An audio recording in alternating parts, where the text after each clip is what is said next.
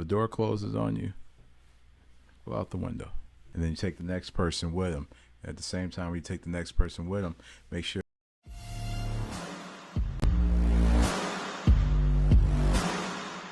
Welcome to episode number 6 of the Results of Everything podcast. Today, I got a special guest for you today. Today's guest is most definitely one of Chicago's success stories. Today we have Mario Jones. He's an entrepreneur, businessman, and the reason why I'm excited to have him today, because I like a lot of rap songs says, like very few people made it where I'm from. So I'm very excited for him to share his story, where he's from, and how he got to the point where he is in life. Because most people that look at him today, like, yes, he's a success story. He obviously has a lot of things going for him, but very few people know the story behind that. So I'm very excited to have him today to share his story. Please help me welcome Mario Jones. Thank you so much. Awesome, man. What did I miss in the intro? Tell us a little bit about who you are. Well, like 3 or 5 sentences. Give us a little recap of like who you are. Okay. My name is Mario Jones. My day-to-day life, I view myself as a personal and professional innovator for people. I really take a lot of great steps in my day-to-day and really try to produce mostly great habits so I can have a successful pattern and also to share with people, inspire all to become successful. I noticed you used the word often before, innovator. How, in what ways are you an innovator? Well, for starters, just going back in time from when I got started, I really seen a lot of adversity. And my biggest dream was to also help people at the same time with challenging times. For sure. So from that being said, I had to see a lot of bad things before I saw good. I had to have applied objection to my life. So if I didn't learn from being objected, how could I get better? Mm-hmm. How can I make other people better? So the goal was understand the patterns that are going on in the world. Yeah. Anything and everything can happen to anyone, but you can always become successful and prevail in a better way. For sure. And following up with what you said, because before we started the podcast, we were talking about objections. Not necessarily objections as in a way of like sales. Objections as in the obstacles that come along on your journey. Because if nobody has any of those obstacles, it's not really a success story because you had it easy. Absolutely. So take us back to day one. Tell us a little bit about where you grew up, where you're from. Like, what was your childhood like? So I was born and raised south side of Chicago. You name it, I lived there. And I went to multiple high schools. I had a pretty challenging journey when it came to my teenager year. For starters, we had a fire in our home. We were homeless. We had to move around. We really didn't have stability like a common household would have. Well, what age were you at this time? Around what age were you at when this happened? 13 years old. So before that, a year later, my grandmother passed away. She was more of the best innovator, I would say, for our family. Mm-hmm. So at that age, I learned that change was for real. Mm-hmm. And when that happened, it changed me because I was going to either be good or I was going to go bad. Mm-hmm. So I had to make a choice regarding that situation. And I feel like a lot of people don't make the choice. A lot of people end up being bad. What's that difference maker? Like, why do some people turn out to be good? Why do some people fall in the wrong steps? I really believe deep down that if you don't have a mentor to help guide you, it can really make the pattern easier for you to go a downward spiral. For sure. A mentor is very, very a key component, I would say, to instead of you just seeking success, you're going to understand what abundance of achievement is. Mm-hmm. You're not really going to live your life I have to be perfect. When you understand your habits and establish abundance of achievement, meaning whatever you do, you're going to have satisfaction regardless of how hard the adversity is, you will really understand that you can face many things. Mm-hmm.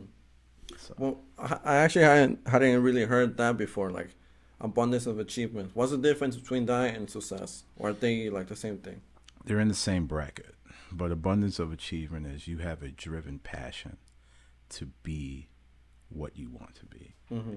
no matter how hard the obstacles are. So if you have a goal to reach the highest pinnacle, if you establish an abundance of achievement, that pinnacle is actually lower than your expectations. You're actually going to want to do more. Mm. So if me, for myself, you're always incrementally growing. So you're slowly growing to your success, and that's good. And then when you establish abundance of achievement and great habits, your work, your personal development will actually be exponential. It'll go fast. It would be easier. Results would be faster, but it's always good to start slow. Mm-hmm. Some things you would just be excellent at on an exponential level, and there's many things you have to live your life incrementally. Definitely. So after that fire happened, like okay, you were homeless for a bit. What happened after that? Well, we really moved around to many hotels in the Mm-hmm. beginning, and we had a situation where we did have uh, insurance, Mm-hmm. housing, but that's really a challenge because after you're dealing with claim adjusters, trying to figure out who's going to pay for your hotel stay, and then Yeah. try to find a place to stay, that becomes a challenge. And then you're a month away of going back to school, on top of not having any clothes. So the process is very, very long. Mm-hmm. It isn't overnight. You don't have overnight results. So on top of that fire, let's date back, 7 months before prior, my grandmother passed away Yeah. December 20th. And that was a big, big hurdle for us because we never experienced it. She was always that person. You said she was probably like the biggest innovator you knew. Yes. So after she was gone, like how did that affect you? I was numb most of the time. I really learned young not to share emotion. I really just figured out how to go forward with life without showing emotion. I always felt emotion was a downturn for me, but it isn't really a downturn. You have to be normal. Mm-hmm. Even if you lose yourself, just make sure you come back. Anything that goes on in life, you lose yourself, just make sure you come back. And that was my mindset. If I was to lose myself, I'm going to make sure to come back. That was like my ultimate goal. I had goals, and so I really started getting into reading. My Mm-hmm. first personal development book that I read in 2001 was given to me by my cousin in real estate. It was Rich Dad Poor Dad, Yeah, that's a classic. classic book. 2001 was just made, created by Robert Kiyosaki and his partner at the time, Sharon Ledger, and that was like my first actually personal development book of Mm-hmm. understanding what a lemonade stand is in the book. Am I going to be a rich dad? Am I going to be a poor dad? Am I going to be on the B and the I section? Or I'm going to be more on the E and S section. So I always was taught about assets and liabilities. At a very young age, I wrote most of my goals down on paper and posted it. I read them. I still do this to this What day. were some of those early goals? So my early goal was in the beginning. So as a teenager, they weren't as broad as what they are now, Mm-hmm. but it was more, I just want to be successful. But as I said prior, success comes with a process. Mm-hmm. You can have the great idea, ABC. Great idea, habits, success. We can't look at success as I have an idea, then we jump straight to C, that's success. Habits are why you're successful. That process is more successful than the outcome of what you have to show. You getting up, you countlessly every day eat, breathe, sleep. What you're driven to do is because of your habits. Your So, habits. what kind of habits bring success? Well, reading is a great start. Reading is a great start. Look into places where it's free. A book. Book is the greatest understanding of great habits. And when you read, read again. Underline the things you don't understand. Go back. Investigate why you don't understand it. And then when you understand it, make sure you share it. Make sure you get the message across to the next person. Because the goal is we want to help and inspire all. It's really, there's no fun if you have all this material and it's just for you. It doesn't make sense. You gotta enjoy it with someone else. Yeah. Make it a pattern, make it a habit for everyone to share that. That's where Napoleon Hill is very important to me too. You know, he's the great start. I was really invested into a gentleman named Jim Rohn. Of course, Jim Rohn. Jim Rohn. I know Jim Rohn. So Jim Rohn was very, very important to my success and to why my conditioning mentally makes sense to me today. That was like 20 years ago. Yeah. But at 36 now, it makes beyond sense. And you're still learning. There's no ending to this. So I know you said 7 months before the fire, your grandma passed away. Mm-hmm. After that, it seems like you were a little bit lost until who was your cousin turned you into reading. Mm-hmm. Now, for the people watching at home that don't have the cousin, don't have that mentor, yeah, what should they do? It's like they know they're meant for more. Maybe they know they're going down the wrong path, or maybe they're not even aware. Like, how do you get yourself back on the right path? Because a lot of people that are in the same situation as we both grew up in the South Side. It's like some people just feel lost. Mm-hmm. How do you find yourself? You said if you lose yourself, find yourself, come back. How does that happen though? Well, a start is, and it might sound rhetorical, mm-hmm. going back to habits, but what I did, what worked for me, was I had a notebook. And one of the main things that caught my attention with people was when I heard big words. I always wrote them down. I always wrote down big words, even if it made sense to what I want to know or not know.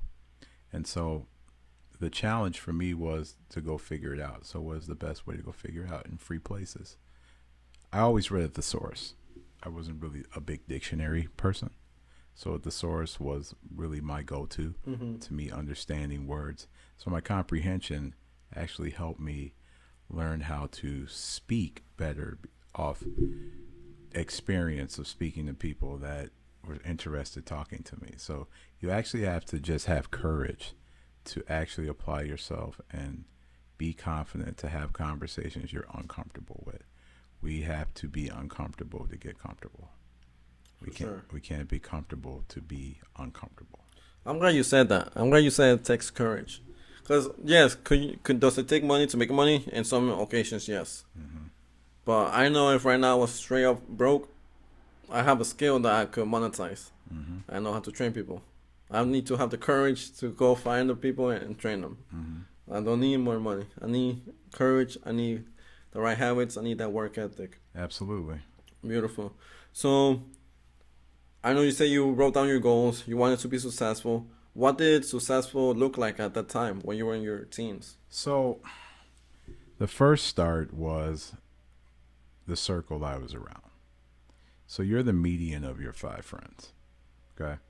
So if you have 4 other friends that choose to not read, choose not to understand things they don't understand, having those uncomfortable conversations in places that they've never been, you're going to be the median. Mm-hmm. So if you have 4 people who are interested in being successful and you have 4 people who are not, you're going to be the 5th. So whatever that situation is. So I had to really make a lot of changes. And I was always taught that no matter what you do in this world, it's a sale. So I was interested in sales. Mm-hmm. I was learning. I said, wow, I can talk. I can do a lot of things. Let's give it a go. Yeah. And from there, because I was always given great praise that I was a highly effective speaker at a young age, and You're a smooth talker. try to be. And sometimes it comes off natural, Yeah. and I other mean, times, if you practice it long enough, you're conscious of your vocabulary. yeah, You're conscious of your tone, your pacing. mm-hmm. If you're conscious about it for long enough, after a while you don't have to be. It's just fluent. Absolutely. And I really picked up the trait from my mother, Mm-hmm. because she's such a highly confident, effective speaker. She wrote many grants on really, really large levels, and she just, anything that she did, it started with adversity. You know, she was a job provider, career provider, school. You know, if you didn't even have a high school diploma, she had a program where you're going to learn a trade and get your diploma. Nice. So that was my experience. Yeah. That was my experience, you know, seeing what, you know, CHA life. And again, this is not a knock on CHA or anything. This was just the name that they describe it. And they have a lot of adversity, a lot of difficulties. And that was who I grew up with at a young age. I got a chance to see the real world before I was old enough to see the real world. So, And I mean, that's the biggest advantage you could have. yeah. You know, you could be born into rich parents, but if they don't teach you those skills, Mm-hmm. it's like it's worthless. Yeah. So that's how you started growing up. You obviously started to understand self-development. You wanted to be successful. What happened next? Like, how do you? What's that gap to where you are now? Yeah. So from that gap, we still had challenges. I eventually graduated high school, and we still had the living situation still at a disadvantage, you know, from there. And I had the opportunity to live with my cousins, and we really, it was almost, the situation was a blessing and a curse at the same time, because, and I'll start with the curse, because I didn't have the habits yet, but I knew how to talk, and I thought I was successful, so I was missing the main point. Mm-hmm. And then I had to basically be retooled and conditioned to know what I'm talking about. And from there, you know, I worked for their company, a real estate company, and I started out just advertising signs. I was marketing. I would literally draw on yellow signs and just post them all around the city to buy real estate. And then I had the opportunity to talk on the phone with people who would call. So that was my first step of sales. That was my stepping stone, you know, answering calls, at the same time driving around in a 1993 Chevy pickup truck with not the best battery or catalytic converter. Yeah. But I had to go across the city to drop these signs off. I mean, you go as far as deep South Side to 100th Street to the West Side. I was there, you know, hanging them up, signing them. Nobody ever give you trouble? Nobody. Fortunately, I didn't get any trouble. I can say I didn't get any trouble.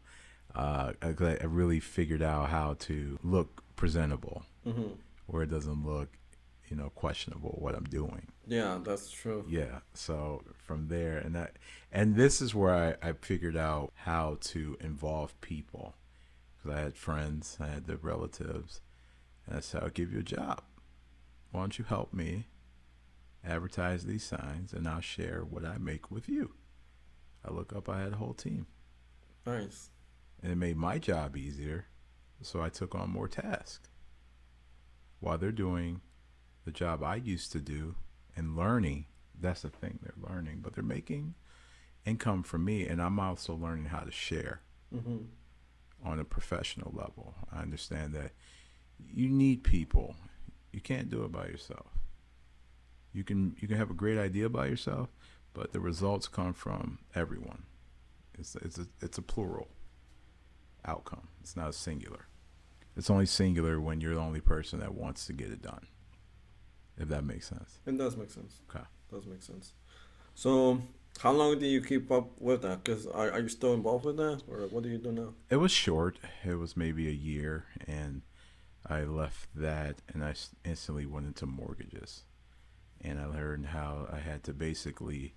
My source of income was what we call cold calling. I worked Mm-hmm. for a broker. He was a direct lender, and he basically gave us leads from advertisers. This is before actually the internet and marketing and advertisements where you can actually put your info in. It was just coming around. I go back as far as, you create a voicemail on Vonage and you're paying $19 a month and you have a phone number, Mm-hmm. compared to now you have a virtual office and they give you a number and everything, even a live receptionist. And so I go as far as that. So my daily was always checking voicemails, Mm-hmm. always checking voicemails, always checking voicemails, always checking voicemails. So after I made some sales, when I was doing marketing for the family's real estate company, and there was a lot of conditioning that I missed, I didn't say. On top of that process, I was conditioned. I had to eat, breathe, sleep, personal development daily. There was a book. For every book, there had to be a notebook for whatever I do. Mm-hmm. And at the time when I was listening to Jim Rohn, I had audio tapes, tape player. Yeah. We're talking 2006 tape players, material that was probably made 70 years ago. And I'm just listening to a guy with so much tenacity and enthusiasm in his voice. I said, I'm going to do that. I think that's what I'm missing. Mm-hmm. I think I'm missing. I talk so calm and relaxing that I think I'm missing the energy with my tone. I'm missing the verbal gestures. I'm missing the eye contact. Yeah. I'm missing a lot of important things that will make a person trust me. Because if I can't look you in the face, how can you trust me? Yeah. So I had to learn that and create a habit to implement that into my day-to-day sales. And from there, it helped me interact with people. And that's another reason why I read books, because I wanted to learn to understand people. Thank you for sharing so far your journey of where you are now. Um, where would you say? Because going back to your original goal, you wanted to be successful. Do you consider yourself successful now? I'm not at my highest goal that I want because it's still too early. Mm-hmm. It's still too early. The world that I live in, it isn't incremental anymore. The process learning can be that, but it's exponential after you understand and have satisfaction behind the pattern of doing it. So, have I achieved my highest pinnacle yet? No. Will I? Yes. Do I know when? No. But my habits are going to get me there. That's for sure. And another instrument I like to, share. No matter where you go, just keep going. If a door closes on you, go out the window. Yeah. There's a window waiting for you. Go through the window. So we don't get things when we want them. We get them when we're supposed to. Now, that would be an objection if I said that to most people. Mm-hmm. What do you mean I get it when I'm supposed to? As I said, as you're supposed to. It's not in the hands of another person saying what you're supposed to. You might not be ready, but if it's given to you, you're going to really take the notion and say, well, I'll figure it out. When you get it, you're supposed to know it. Mm-hmm. So know it before you get it. So when you get it, you're going to know what to do and do more. We're not in a rat race to be successful. Yeah. If we're chasing monetary things, you're in the wrong business, man. Yeah. What should people be chasing then? People should be chasing conditioning. Vitamins is the mind. The number one key component to understanding how far you're going to go.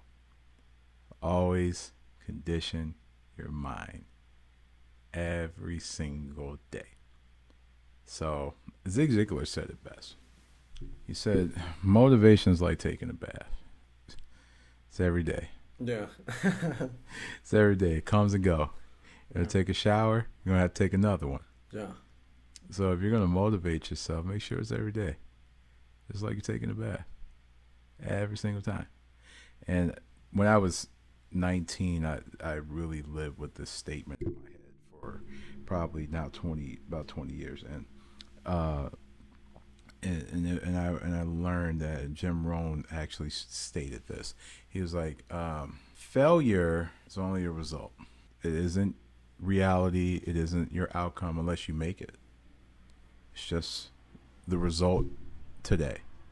But tomorrow, it's another story. But we can't live if we failed something today, yesterday, many times.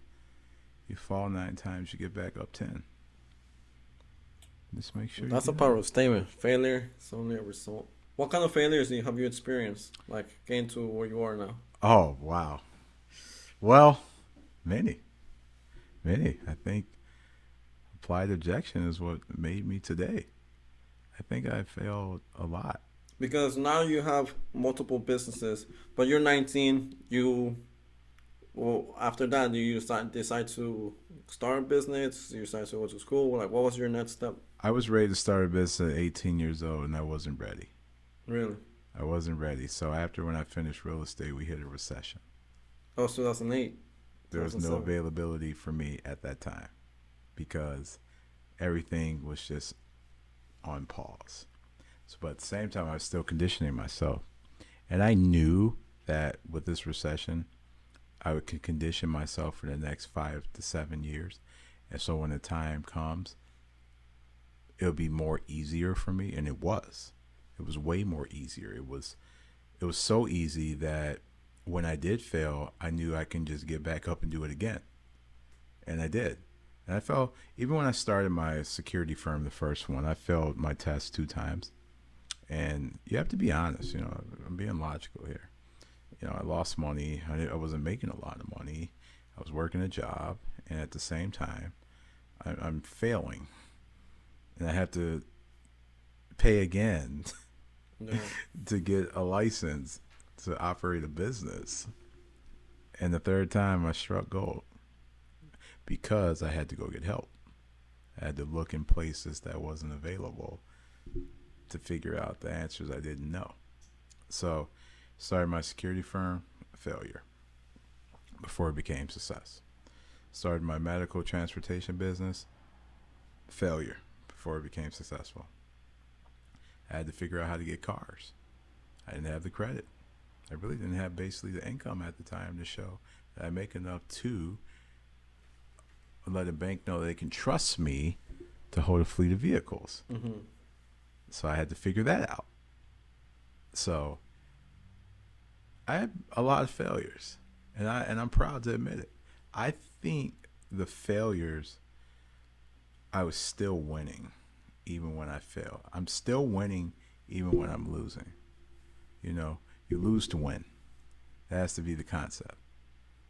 This isn't sports. This isn't the Super Bowl. This is life. Mm-hmm. This isn't the Last Dance. So, are you going to fall and stay down? Or are you going to fall, get back up, and then you're going to jump about 2-3 steps over. And then you take the next person with them. At the same time, you take the next person with them, make sure they got somebody else with them. That's the goal. Yeah. So, don't ever hold your greatness hostage. Yeah. Okay?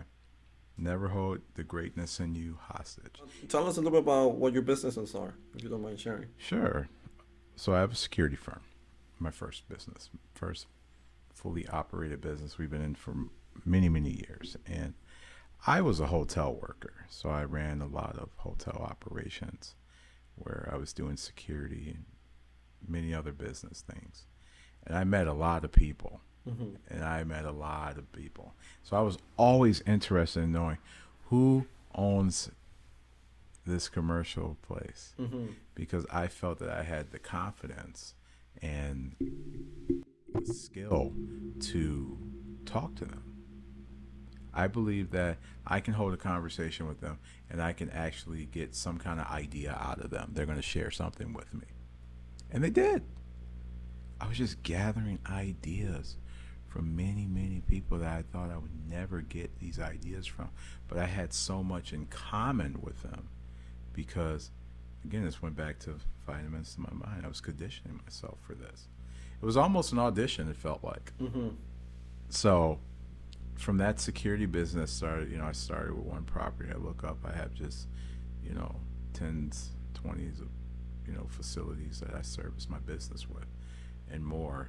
And for medical transportation, that was just a driven drive because I just love to help people. Mm-hmm. So, going back to the original story of when I started that, I failed. I had to figure out how to establish fleets to service and pick up clients and get a payroll to help staff to do everything. That was a process. So both businesses started with adversity. It was no from as soon as I just put the pen to the paper. It was no. So was I going to believe it? Was that going to be my reality? No, it wasn't. Steve Jobs, I wanted to share this. Steve Jobs had a great statement in his book.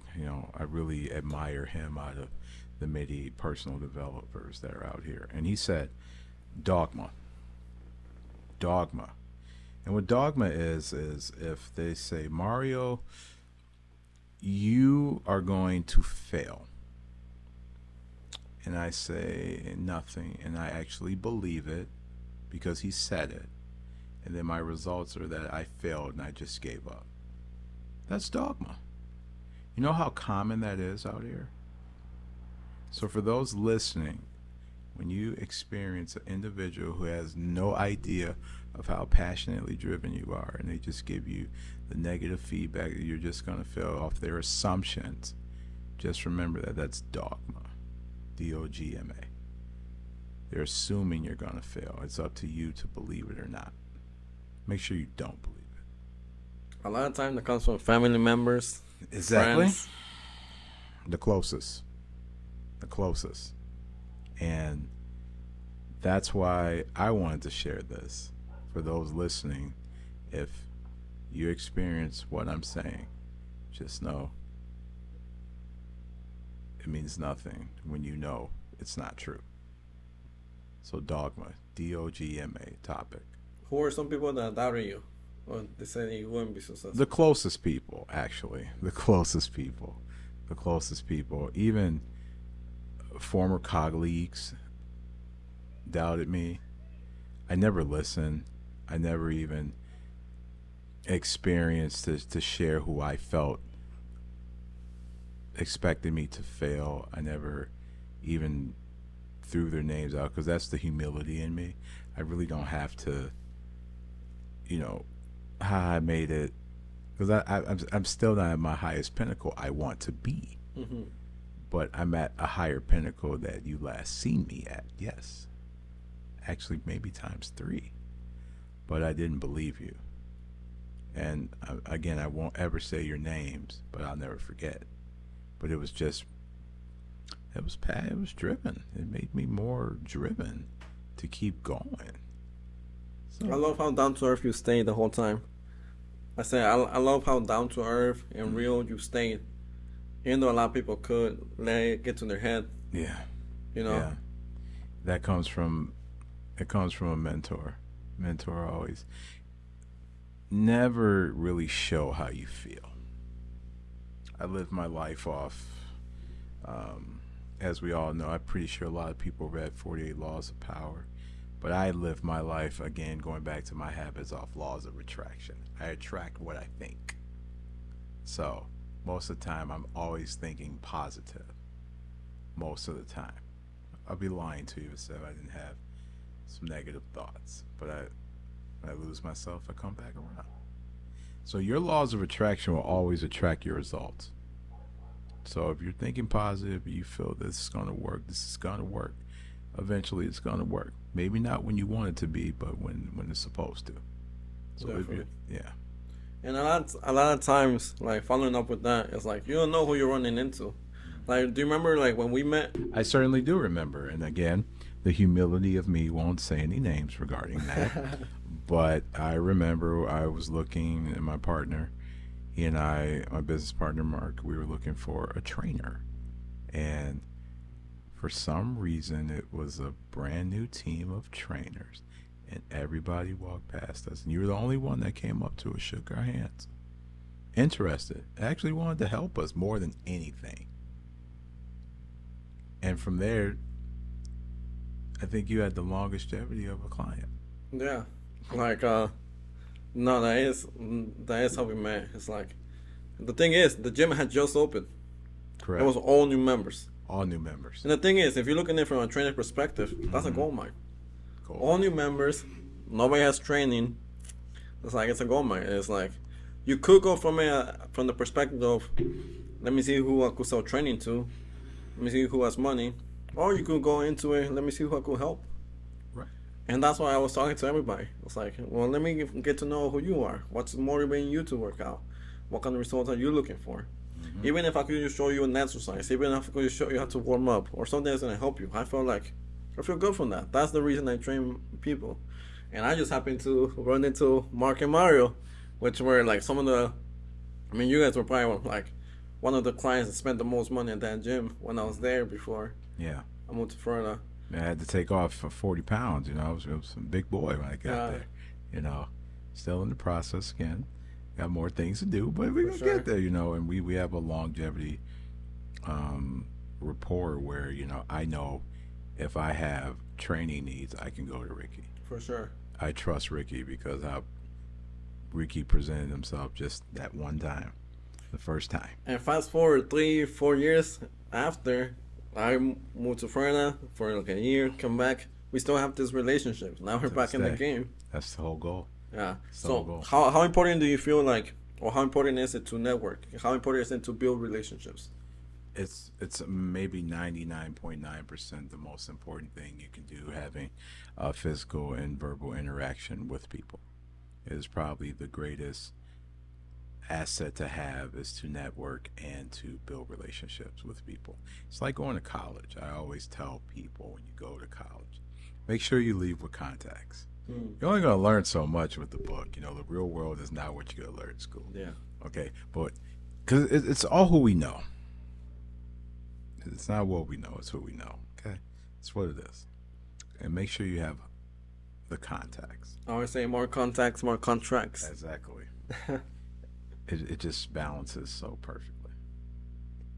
So what are some of the goals you're working towards now? My next step of goals of what I really, really want to achieve is go back on some areas that I didn't fully complete yet. I look to add more assets to my day-to-day in business. My next step is to add more businesses. I want to have it as a circle of business. I want it to just be not just residual income, but just residual contacts with people. I really want to go on top of what I said 20 years ago, to help and inspire all. But one thing I've learned in that process of helping and inspire all, I know I can't help everyone, unfortunately. I am aware of that. But I can help a lot of people. Yeah. I can help a lot of people. I maybe can't help every single person, but I know I can help a lot of people. And we can trust each other. We can build. We can do things that we never thought we could do. In what ways do you want to help people? Starting with just one, just even when it's hard, it's not over. It's not over. Just don't give up. I could just tell you, like, it doesn't even have to be my story. So many other stories that are better than mine. I'm just added to the pool of stories, but it's gonna be okay. If you're willing to fight, you're gonna be successful. You're gonna really be that. And not to be redundant, let me ask you the same question, just a little bit different. Sure. Because yes, your motivation is to help people. Most people in your place, like a lot of people could get comfortable, complacent. What keeps you going now? Like, what's your main motivation now? Like, why do you still get up every day? I live my life uncomfortably. I'm not satisfied with yesterday. I have to do more. I'm not satisfied. So if yesterday was a good day, I need the next day to be great. Till I get great, it's not a great week. Hmm. I want to live my life where had some good days, had some bad days. No, I want to live my life. Some days were good, other days were great. That's how I want to live. So the driven obligation of why I do it on an everyday basis because it's just so much to do. You know, we're in a different world now. So it isn't I never was taught to retire. Okay. So my mind is conditioned to never retire. I'm always going to have balance, but at the same time, I can't. I might. Oh, I'm successful. I made it. I'm going to get bored. I have to do this to the day I die because that's what makes me happy. That's what makes the people around me happy. Because if I stop and then I have a new centerpiece of people that want to do more than what I did, and I'm on pause. How can I help them? How can they be better?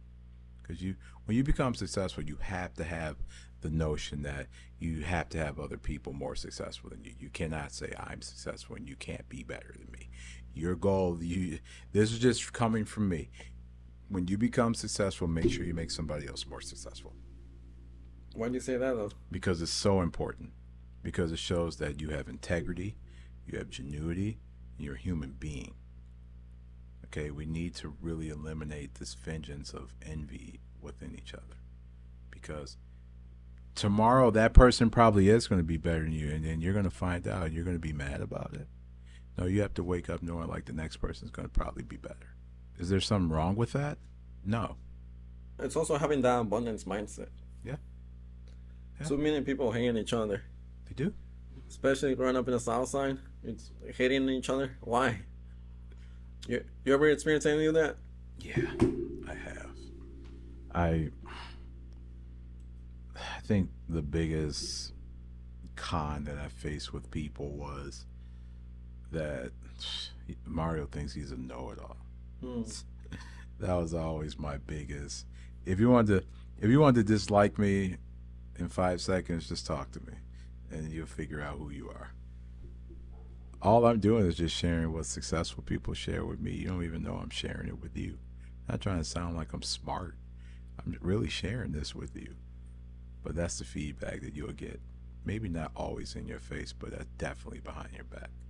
But the humility in you will show that it doesn't matter. It shouldn't matter. You got to keep going.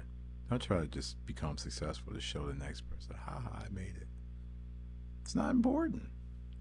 Never will be. It shouldn't be important because your goal is you need to help the next person so they can help. It's like Monopoly.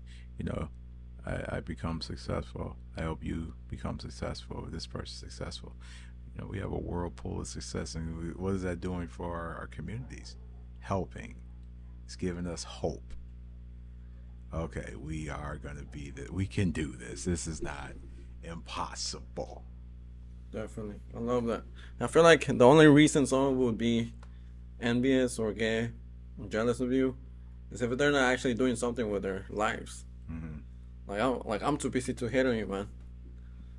I take in motivation from that. I get inspired from that. Like I have my circle of friends. It's like I know my buddy Mean. He's over here making moves with his real estate business. I know Molly Buddy has his lawn care business. I know they're winning. I know they're hustling. That motivates me to hustle. Exactly. So we're all gonna level up at the same time. But somebody that doesn't think like that, they'll get intimidated by you. They'll get envious of you. It's easy to talk bad. It's easy to hate. It's hard to put in the time. It's hard to put in the effort. So I mean, that's why people do it. It's easy. I agree. You hit it on the head. Once that animosity comes in, the first thing I used to say to myself, well, what was the motivation for you to get to this point? I thought everything was fine. I really wanted to see you actually be great.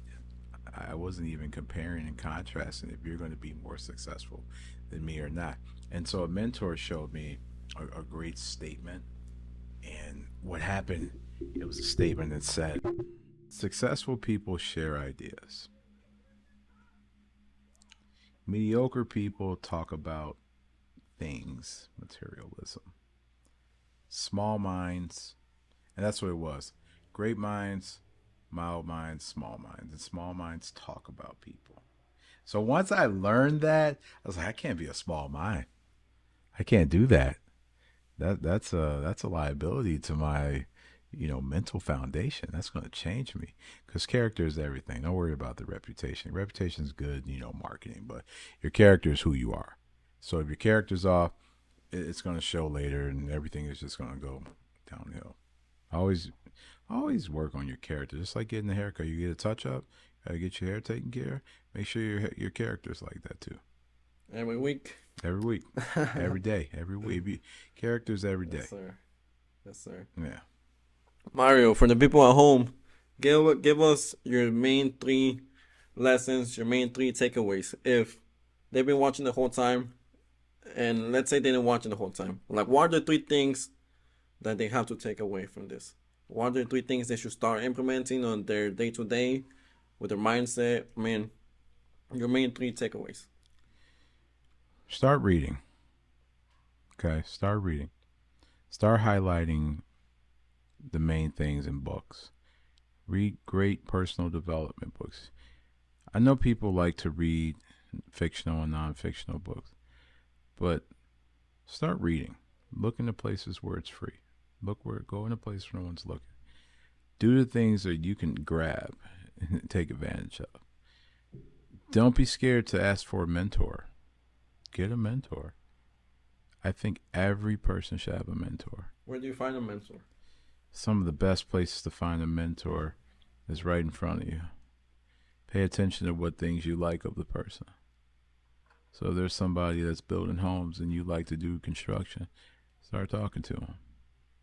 If there's someone that likes to educate people to become healthy, nutritionist, a trainer, you want to be that. You want to be a sports medicine doctor. Start talking to the trainers first.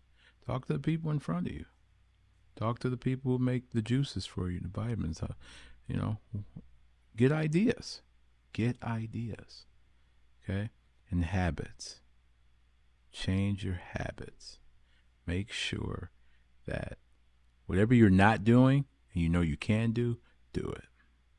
Do the things that you're uncomfortable doing.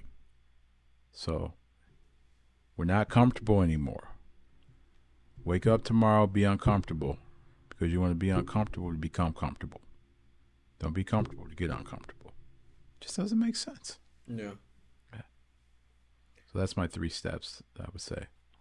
Awesome. Any last quote you want to leave us with? Yeah. There was one you shared earlier. I forgot what it was. I was like, let me write that down. And that's an. If I could add one more to the 3 topics. Yeah. Write down everything you can't remember. Yeah. Write down everything. Write down everything because it's really that important. Yeah. Now you don't have to worry about, well, that was a great idea. I should have wrote that. People don't even think to write it down. And the quote I would share with you is the way I live my life. Again, this isn't any insult to anybody, but I've had a mentor share this with me. The formal education will make you a living. The self-educated you will make you a fortune. You pick your side. Awesome. That's a powerful statement to leave on. Thank you for watching. Mario, thank you so much for being a great guest. Oh, it's my pleasure. Thank you.